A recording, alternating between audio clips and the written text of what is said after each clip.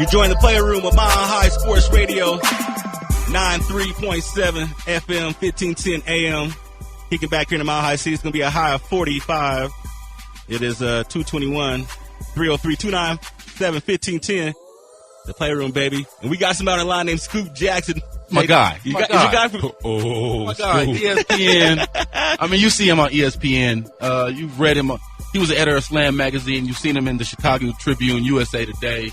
You see him mixing it up on ESPN First Take against Skip Bayless. So he holds his own against his dreaded nemesis. We bring on NBA Everything ESPN Page 2 contributor Scoop Jackson. What's up, Scoop? What's up, fellas? How y'all doing, man? Good. Thanks for having me. I doing? appreciate it. Hey, Scoop. Yes, sir. You from Chicago? Yes, sir. Do you know Obama? Yes, sir. That's all I wanted to know, baby. We got Scoop on, man. I'm so happy, man. Scoop, this is my dream, man, to do this radio thing, man. And you made one of my dreams come true today.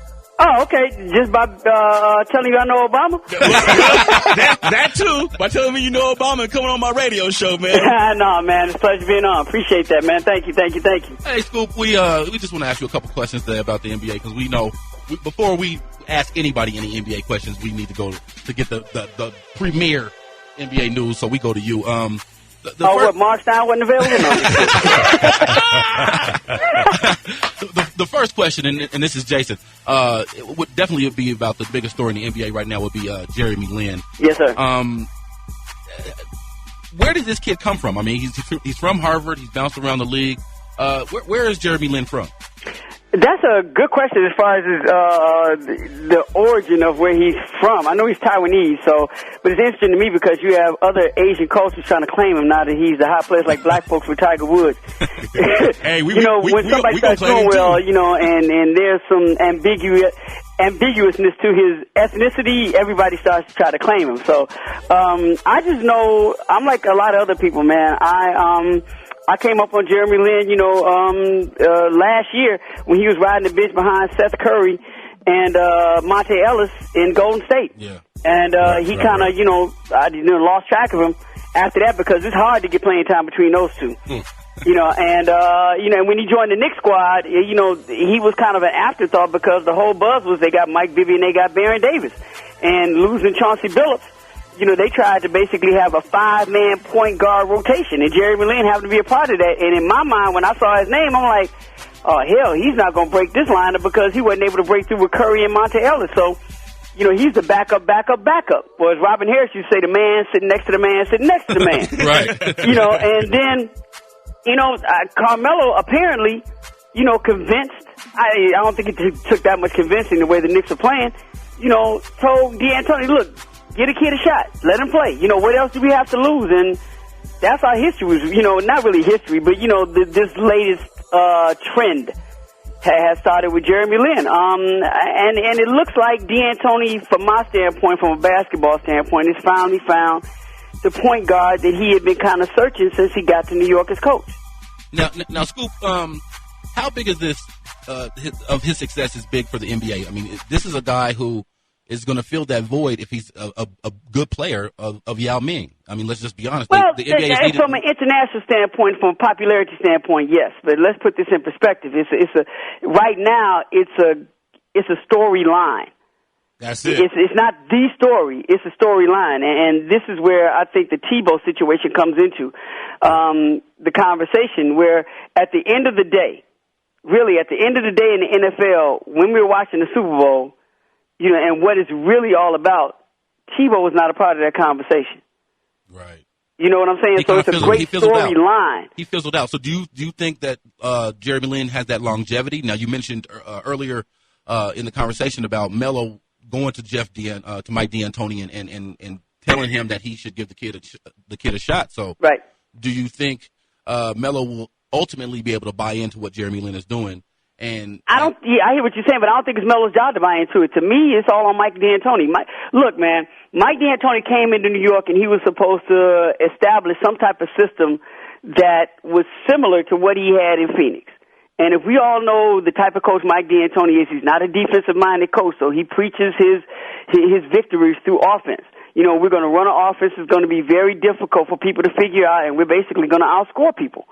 You know, he didn't have any defensive stoppers really, or defensive schemes to stop other teams in Phoenix, but he was successful because he ran a certain offense that people couldn't catch up to.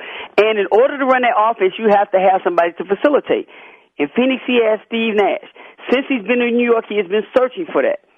You know what I'm saying? He had Raymond Felton first, and then Chauncey Billups came in, and Chauncey got hurt, and Chauncey was gone. Then they tried to pick up Mike Bibby, and they went by committee thus far, and all of a sudden, boom, Jeremy Lin comes in. Now, to answer your question, will it sustain itself once Carmelo gets back into it? That's not Carmelo's job. That's not Amari Stoudemire's job. That's not really Jeremy Lin's job. That's what the hell you got Mike D'Antoni there, is to make it work. Now you don't have any excuses, as far as I'm concerned with Mike D'Antoni. You got a point guard that has kind of got your system intact and you're winning with him in there. Now it's your job as a coach to make it work. It's Mike D'Antoni's job to make Carmelo fit into what's going on. It's Mike D'Antoni's job to make sure that, Landry Fields and Bill Walker are still effective inside of this offense. It's Mike D'Antoni's job to make sure that Amari Stoudemire is still effective inside of this offense because now he has someone to run it. So it's not Carmelo's job to fit in. It's Mike D'Antoni's job to make this thing work because he doesn't have any excuses because now he has all the parts. And I think that's an angle that no one has addressed, is that everybody is thinking that, Carmelo needs to step in and fit into what Jeremy Lin is doing. And because, you know why? Because they're going to place the emphasis on the player as opposed to the coach. You know how the media works, man. Come on. Hey, Scoop, this is right. That's a very good point. Come on now. Scoop, y'all know that now. Scoop, this is Brian. Hey, man, quick question. Speak a little bit about how religion is now playing such a huge part. We talked about Tim Tebow earlier. Right. What is this resurgence we're seeing of people's religious beliefs becoming the forefront of who they are as athletes? Well, I think because you have the individuals that to a certain degree are not hiding or not sheltering who they are behind what their religions are. I think, not that Jeremy Lin is out front with his or promotes the religion in the same vein that Tim Tebow does, but he's not ashamed to say and speak his faith. And I think you're seeing, especially with these two individuals, the biggest storylines. Again, not the biggest stories, but the biggest storylines in the NFL last year, and so far the biggest storyline thus far in the NBA season, of two individuals who are not afraid to stand in front of their faith. So with that being what it is, this is what the media does. We find stories inside of stories, and we drive that storyline because, as far as we're concerned, the media business is a supply and demand. So whatever we could do to feed what we feel is the demand of the public, that's what we're going to put out front. So it's all media driven. Right. It's kind of, okay, let's be honest. Dwight Howard, when he came into the league, was supposed to be on this same, page as far as faith was concerned. Gotcha. That's very good. But what happened with that? All of a sudden, Dwight has a baby out of wedlock, this, that, and the other. All of a sudden, that story does not become sexy because, Dwight really didn't start pushing his faith. Right. I do remember that. He was that guy. He was that guy. Pushing it, and he's not in front of the story. The media does not make it in front of their story. But you're looking at Tim Tebow and you're looking at Jeremy Lin, especially Tebow, he's out front with it. If we were going to be honest with it, so has Ray Lewis always been, after his situation, when after he was accused of the double murder. Right. Yeah, I remember that. Okay, after that, and how many, that was 11 years ago maybe? Right. Something like that. But I can't think of too many athletes that have been up front with their faith more than Ray Lewis has been, as had before him Reggie White. I do. Reggie White, it seemed like at Reggie White, he was catching a lot of flack for doing that. And I think what the world has been through in terms of things that have happened off the field, be it natural disasters or terrorism or anything like that, I think has gotten the world as a whole faith in whatever or whoever they do worship increased. But I think, well, you know what I think? I think through the process of it kind of being in the conversation, and then you're having individuals bring it up to the forefront. I think over a period of time, the media and the public have realized that not much damage can be done from this. Yeah. It's very, I was talking to my son the other day, and we were watching Ellen on a commercial, And matter of fact, Ellen was on Jimmy Kimmel. That's what it was. And she was having jokes with Jimmy Kimmel.